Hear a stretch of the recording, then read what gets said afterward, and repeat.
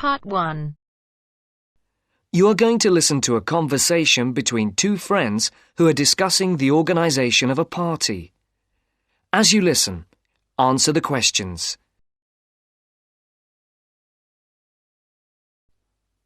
First, you have some time to look at questions 1 to 5.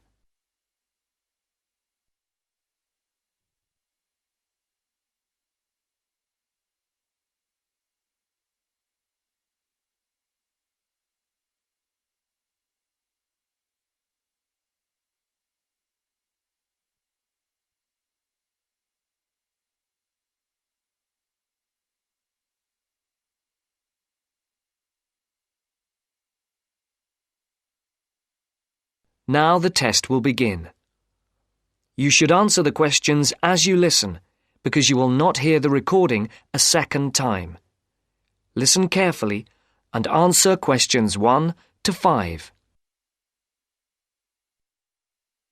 Hi, Matt. Right on time. Have you been waiting long? 5 minutes. The buses were held up on the high street.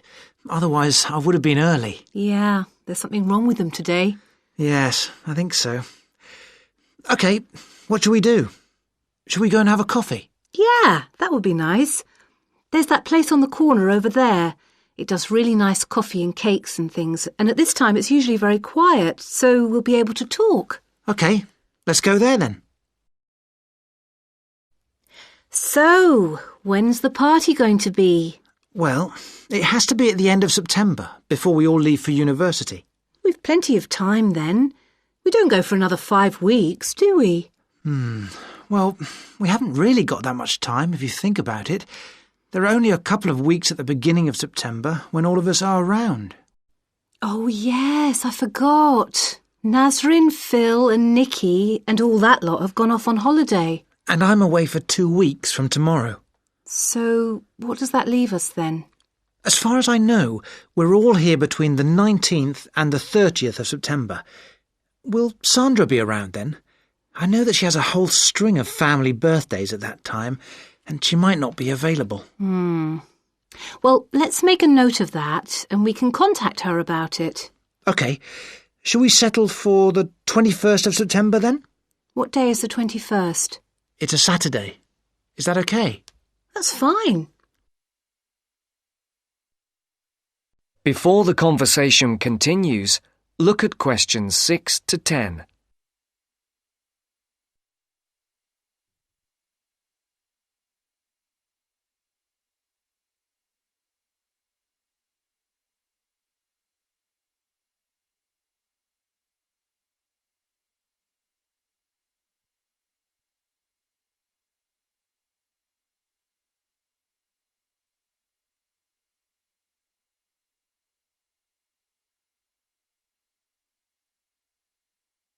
As you listen to the second part of the conversation, answer questions 6 to 10. For these questions, there are 3 alternatives, A, B, and C. Decide which alternative is the most suitable answer and circle the correct letter. And now for the tricky bit. Where are we going to hold it? Well, I spoke to Nikki last week and she volunteered her place as they have a huge house and garden. Oh, fantastic. Will her parents be around? Yeah, I think so, but she said they won't mind. Oh, right. Well, my parents wouldn't like it at all. Nor mine. But is it definite? Yes. When I spoke to her, she said it was definitely on. I'll just have to confirm the dates with her. We thought it would be one weekend in September, so I'll just have to make sure that that one is okay.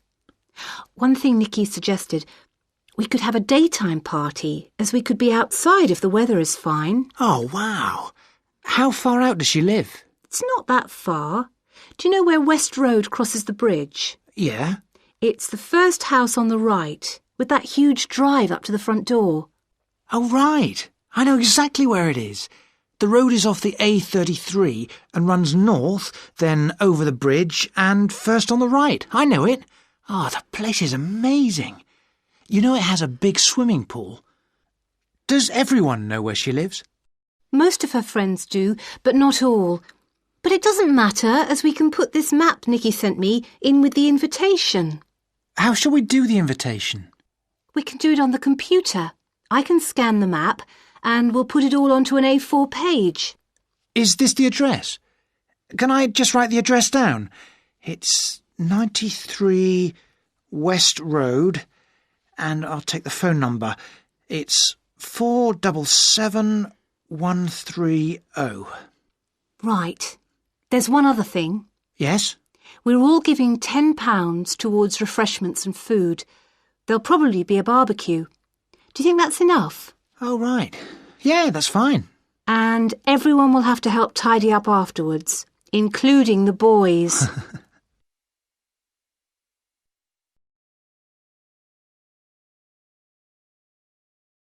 That is the end of part 1. You now have half a minute to check your answers.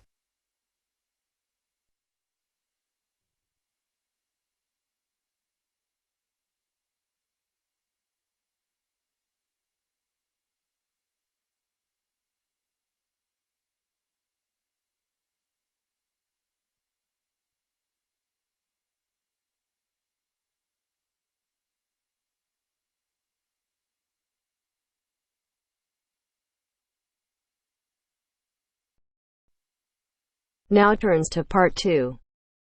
Part 2. You will hear a talk about Runwell, a charity that raises money by organising running races. First, you have some time to look at questions 11 to 17.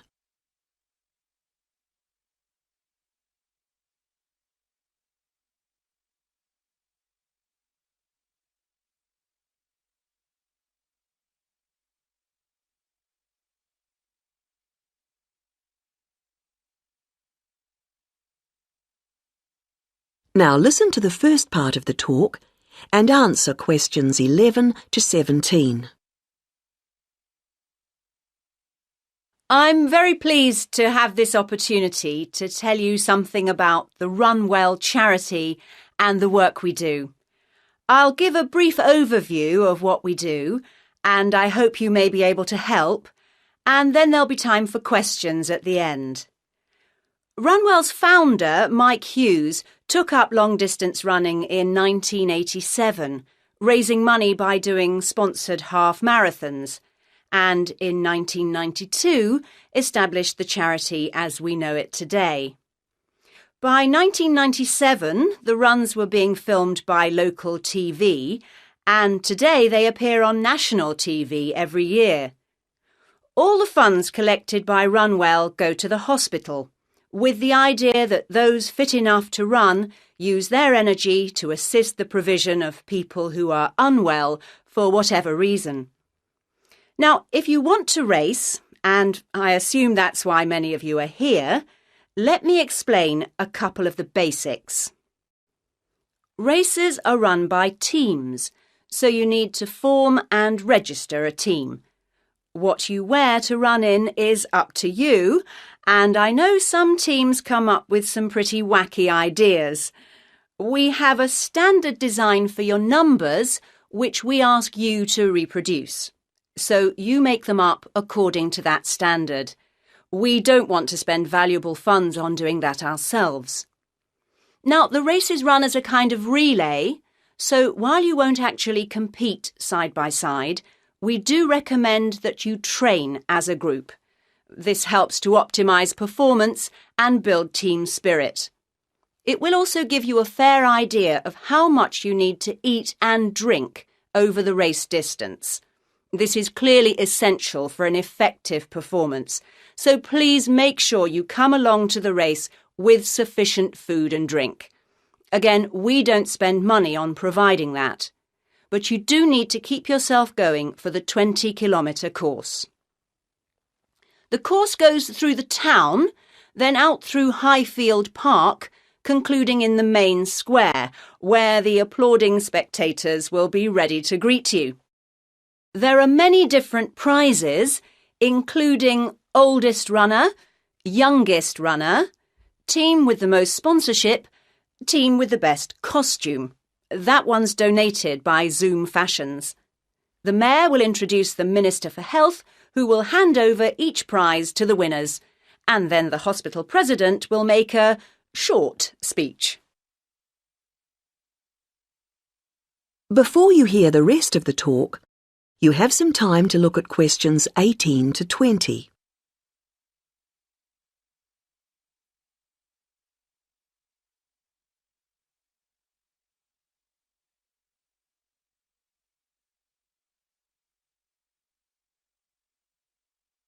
Now listen and answer questions 18 to 20. OK, that's the big race. But I know there are many people who don't feel they are up to running a 20-kilometre race, but who would nevertheless like to raise money for Run Well. Over the years, we've had experience of many ways of trying to collect money, some very successful, others less so. Now, of course, 20 kilometres is too far for children to run. But there was a sponsored swimming event at the local school last year, and that did very well. People have also tried to organise food-based events, such as selling homemade cakes and bread and so on at the market. And there was a large picnic arranged in 4 Bright Gardens, although these events failed to justify the efforts put into them, though I'm sure they were very tasty. These days, so many people are out at work all day that going from house to collect money isn't very effective. But it is possible to raise useful funds by selling small promotional items, such as badges with the Run Well motif on them.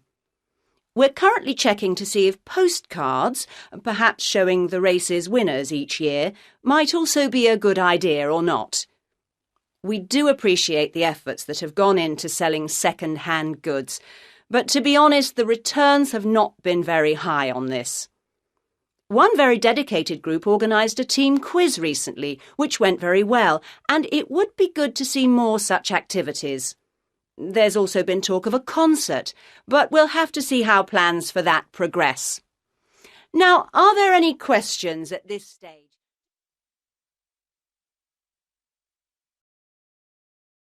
That is the end of part 2. You now have half a minute to check your answers.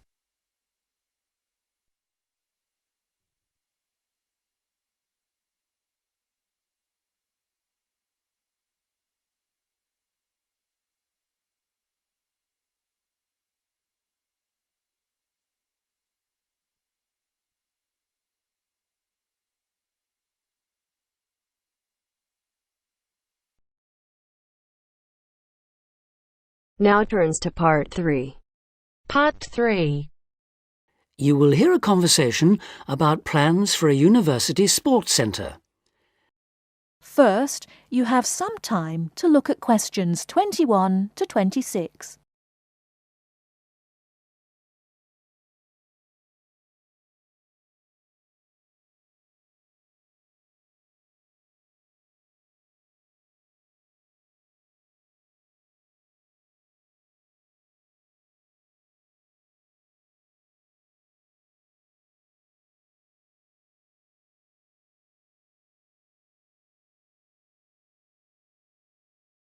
Now listen carefully and answer questions 21 to 26.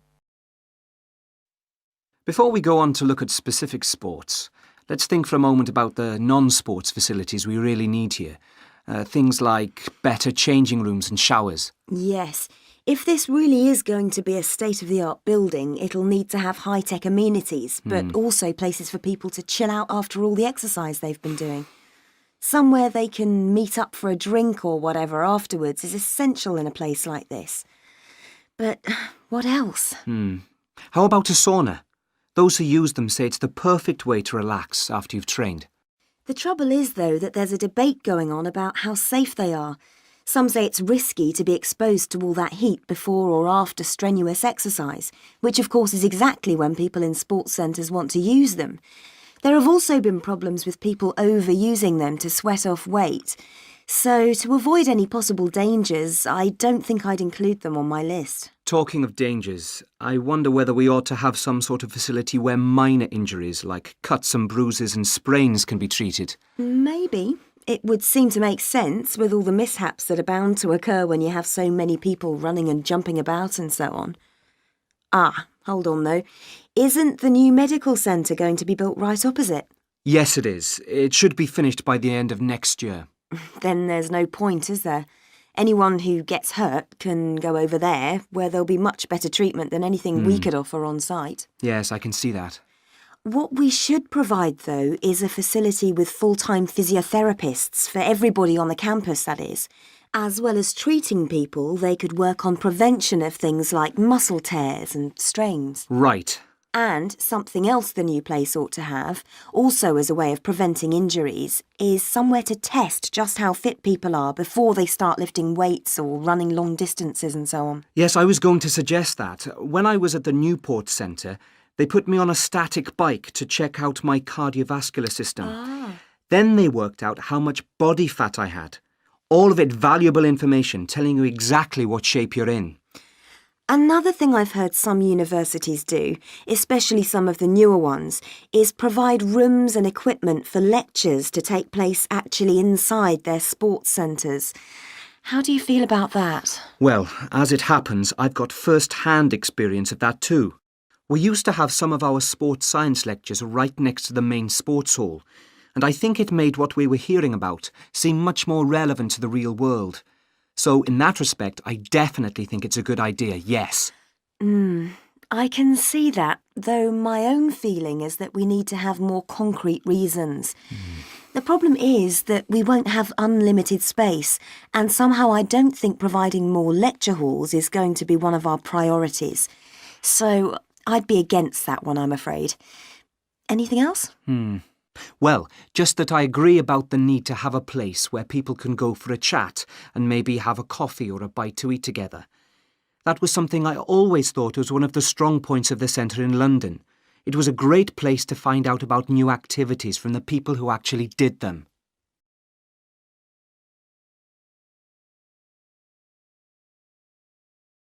Before you hear the rest of the talk, you have some time to look at questions 27 to 30.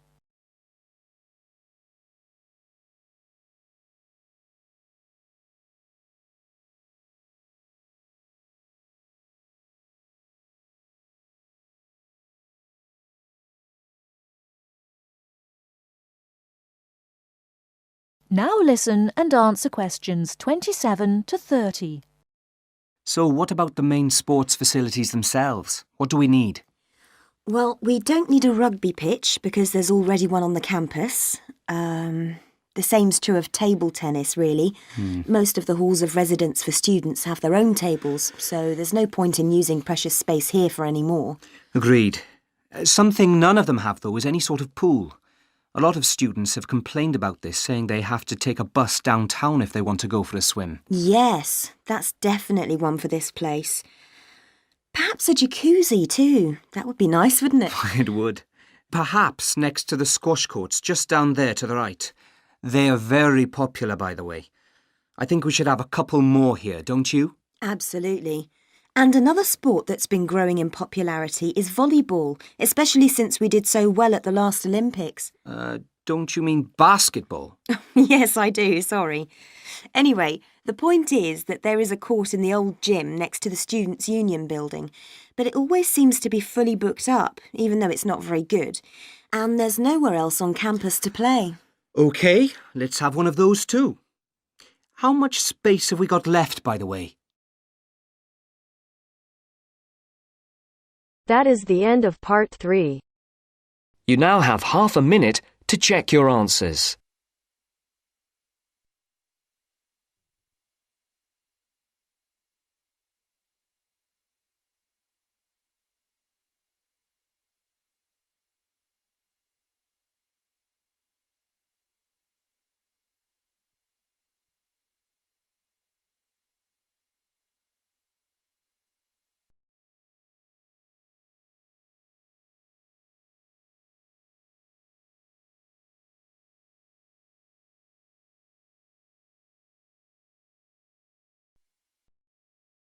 Now turns to part 4. Part 4. You are going to hear a conversation between two students. They are talking about the English bars. As you listen, complete the notes below. First, you have some time to look at questions 31 to 40.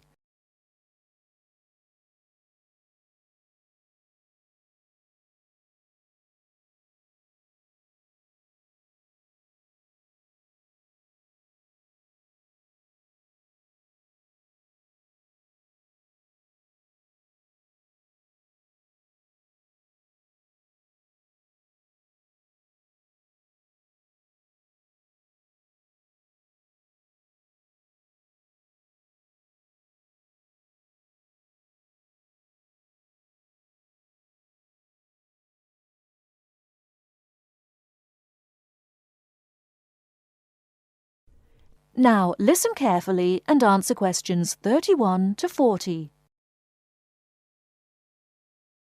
Kevin, could you tell me something about the bars? I have never been to a bar. You see, Steve, my classmate, has invited me to go to a bar tonight. I see.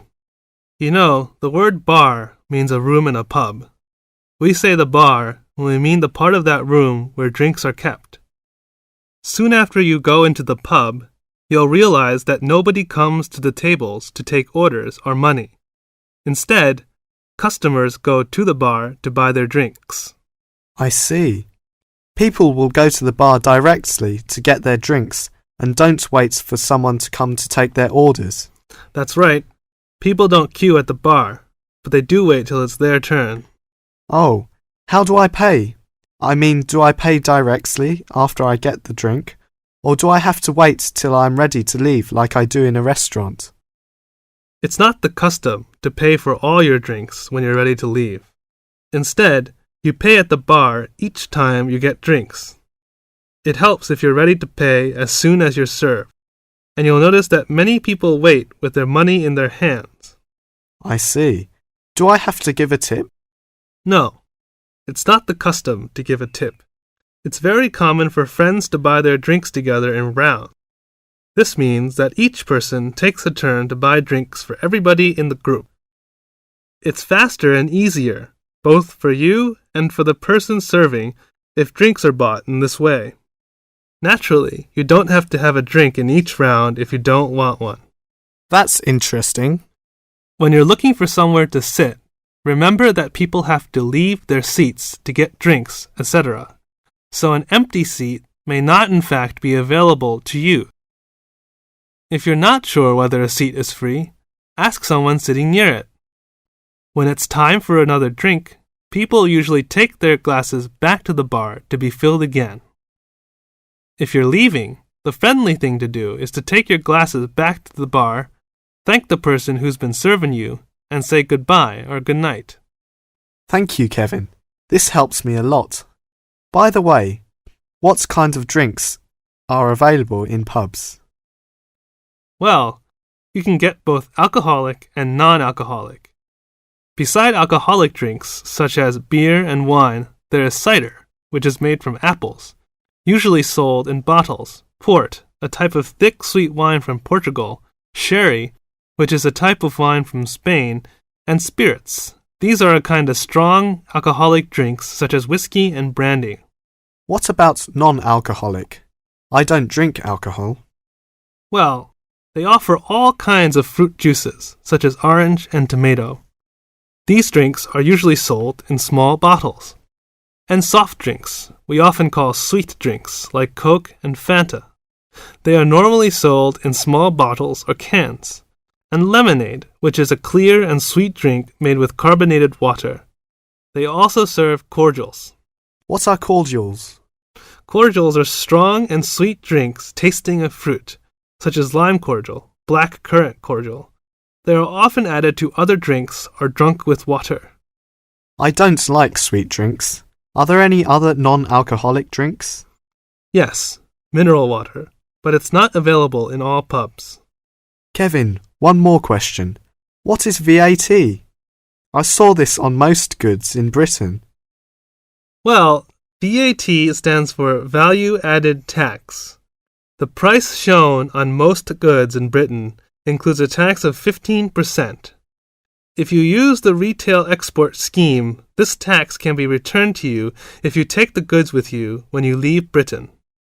You may have to spend a certain sum of money before you qualify for the scheme, and you'll have to show your passport. Ask in the shop if they operate the retail export scheme. If they do, the shop assistant will explain how you can get the tax back and fill in a form with you. VAT is also charged on hotel, restaurant bills, theatre, cinema tickets, and car hire. Are these refundable? No, it's not refundable in these cases. Thank you very much. I really learned a lot. That is the end of part 4. You now have half a minute to check your answers.